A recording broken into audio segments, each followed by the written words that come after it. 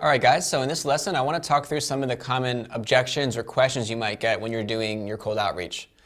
So a lot of times somebody might say no at first or they're not interested, but they actually could be interested and you could flip that around into a yes. Sometimes in sales you're going through a couple no's before getting a yes. And a lot of times someone just says no up front because they don't truly understand what it is you're offering and they need to be educated a little bit further. So it's really important to not give up as soon as someone says no. A lot of times you can turn that no into a yes. A lot of times somebody says no or they're not interested and they just need some more education or they don't really understand what it is you do yet. So you want to keep prying a little bit further and see if you can flip that around into a yes. Now often when you're doing cold outreach or really any form of sales, you're going to hear the same types of objections or questions pretty often. So what I'm going to do is walk you through some of the most common objections you'll get and how you can handle them. We actually have a resource attached which is templates that you can use in responding to some of these objections. So did a lot of the work for you already. Of course, you don't want to copy and paste it exactly. You should always customize it a little bit to the conversation, but you can definitely keep these templates handy to help you navigate some of the common objections that you're getting. So one common one is someone will say, hey, this sounds great, but I'm not the right person. I forwarded your email to the right person and they'll get in touch if they're interested. That's totally okay. You definitely want to log that in your CRM as a lead and follow up if you don't hear anything. But the best thing you can do is try to get the contact information of that person. So you can just say, hey, thanks so much, appreciate it. Do you mind pointing me in the right direction? Who would be the best person to reach out to about this? And you might not hear anything back, but sometimes you might get that person's information and then you can send them a message as well so that you can make sure that you're staying on top of that opportunity. Another one is you might hear people saying, yeah, I'm interested, but not now. I'm too busy with, whatever X, Y, and Z. And they'll say, contact me in a month or in a few months. Definitely write that down in your CRM and track that and add something to your calendar in a month or two so you know to follow up. But even better is, still try to keep the conversation going now. Just say, great, I'll contact you in a month or two, by the way, and then maybe ask a question. Maybe you can get a little bit more information and keep that dialogue going a little bit more. By doing that, you might even find out that they're interested now because once they learn a little bit more about what you do, they might be actually wanting to prioritize it more. But either way, all good. If not, you don't want to be pushy. You want to respect their time. So if someone's really serious about chatting later, then just mark it down and get back to them when the time is right. Now, a very common question you'll hear is, how much does this cost?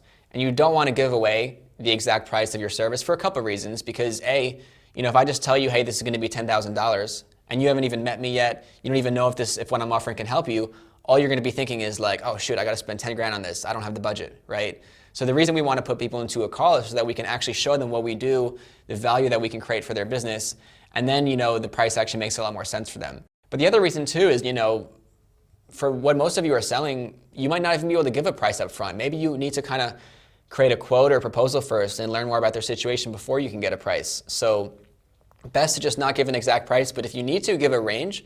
So maybe your lowest service is like $1,000 a month and your highest service is like $5,000 a month as an example. What you can say is, hey, our services usually range between X and X, and it really depends on what you need or what would make sense for you. Let's jump on a call so I can find out more about your situation and then I can get you a price. So again, that's kind of like a half answer, right? You're giving them some information so that they at least know if this is in their budget, but you're not giving away everything, and you're giving them a reason to actually jump on a call with you. And that's the best thing to do, right? It's good to give people some kind of frame of mind for what it's going to cost, because if somebody's like, oh, well, I can't afford that, I only have a $1,000 budget this quarter for this, then better to not hop on a call, right? Because otherwise there's no need to spend the time if it's not even possible for that person to work with you. That's been my best trick, is to actually just give a range. That way it gives people a little bit of idea. They can see if they're in the right ballpark, but still leave some room to actually have a reason to meet with you. Now, some people will just say flat out not interested and they won't give a reason. You don't want to be too pushy or at all.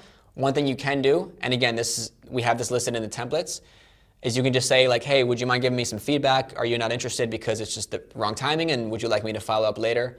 Something along those lines to try to see where it's coming from. Whenever you get any objection in sales, you always want to first see like what that objection really means, what's going on beneath the surface. And then you can actually find out what the concern is and how you can handle it. So you can try to pry here. Again, a lot of people might not say anything, but other than that, you just try to get some more information, and if not, then you can move on and maybe follow up later. Another common concern you'll get is someone will be saying, we already do this in-house. And with this, sometimes you can get around it, sometimes you can't. It really depends if the person needs your service or not, right? So the thing is, if you've just had a conversation that only lasted a couple messages with somebody, the odds are they probably don't really understand what you do and how your service works. So they might be thinking like, oh, this person's a marketing guy, or this person's like a content guy or something. And they might be thinking, oh, we already do that. but they don't really understand like what it is you're offering. And a lot of times you can still work with them even if they already do something similar in-house.